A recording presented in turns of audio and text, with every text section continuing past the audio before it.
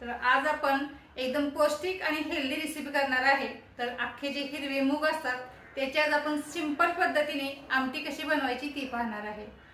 मग वेळ न घालवता मुगाची आमटी कशी बनवायची त्याचा व्हिडिओ आपण स्टार्ट करूया। हिरव्या मुगाची आमटी बनवण्यासाठी भिजवलेले मूग मी 1 वाटी घेतलेले आहेत। रात्रभर भिजत घातले होते, सकाळी स्वच्छ धुतले आणि सर्व पाणी गाळून घेतलं। तुम्ही अशी याला छान मोड आणू शकता, 2 दिवसात छान मोड येतील। पण आपल्याला आमटी बनवायची म्हटले की आपल्याला शिजवून घेणं खूप गरजेचं आहे। मी आता कुकरमध्ये शिजवून घेणार आहे। नॉर्मली तुम्ही डाळी शिजताना जसं पाणी घालता तसंच तुम्ही याला सुद्धा पाणी घालायचं आहे। मी ते 1 ग्लास पाणी घेतलेलं आहे आणि पाव चमचा हळद घेतलेली आहे। आता हळद व्यवस्थित या पाण्यामध्ये मिक्स करून घ्यायची। आता हळद मिक्स करताना मला असं वाटलं की पाण्याचं प्रमाण कमी आहे, म्हणून मी अजून अर्धा ग्लास पाणी घेतलं, म्हणजे टोटल 1.5 ग्लास पाण्याचा वापर केलेला आहे। आता कुकरला आपण शिजवून घेऊया।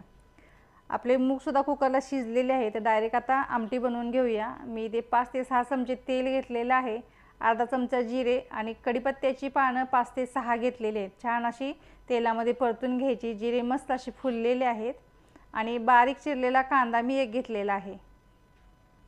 आता तेलामध्ये आता गोल्डन ब्राउन होईपर्यंत आपल्याला परतून घ्यायचं आहे।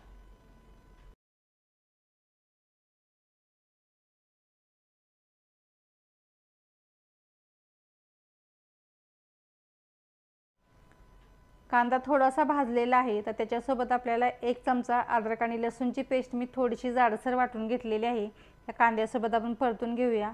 या तिन्हींचा कलर जो पण गोल्डन ब्राउन येत नाही तोपर्यंत आपल्याला परतत राहायचं आहे।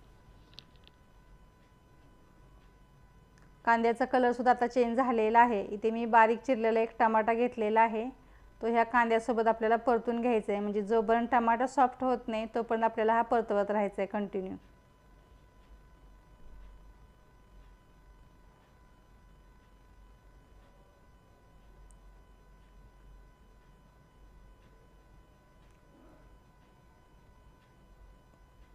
टमाटर सुद्धा सॉफ्ट झालेला आहे आणि बाकीचे मसाले सुद्धा व्यवस्थित भाजून झालेले आहेत।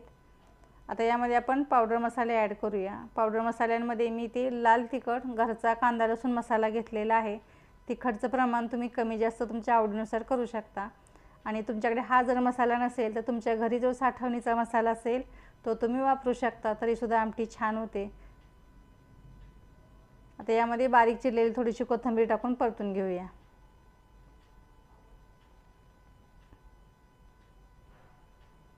आणि आपण जे कुकरला आता मूग शिजवलेले आहे ते आता ह्या फोडणीमध्ये ओतूया।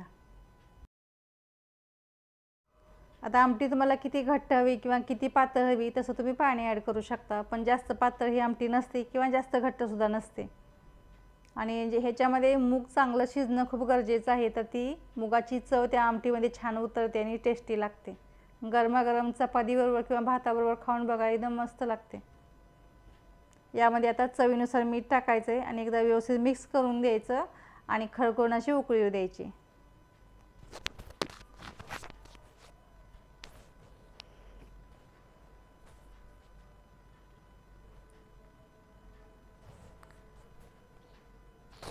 आमटीला सुद्धा छान अशी उकळी आलेली आहे। आता यामध्ये आपण बारीक चिरलेली थोडीशी कोथिंबीर टाकायची।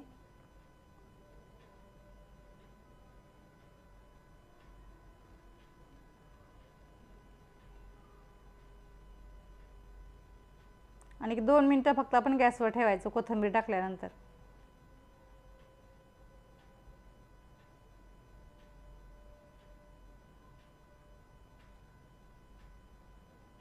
आपली मुगाची आमटी आता तयार झालेली आहे। गॅस मी बंद केलेला आहे। मग आजची मुगाची आमटीची रेसिपी तुम्हाला कशी वाटली आणि शेवटपर्यंत हा व्हिडिओ बघितला त्याबद्दल तुमचं सगळ्यांचं मनापासून खूप खूप धन्यवाद। आपली हिरव्या मुगाची आमटी आता तयार झालेली आहे। हा व्हिडिओ तुम्हाला कसा वाटला, आवडला असेल तर लाईक आणि शेअर करा आणि चॅनलला नवीन असाल तर सबस्क्राइब करा। बेल आयकॉनवरती क्लिक करायला विसरू नका। आपण असंच पुन्हा भेटूया अशाच एखाद्या आगळ्या वेगळ्या रेसिपी सोबत। तोपर्यंत गुड बाय।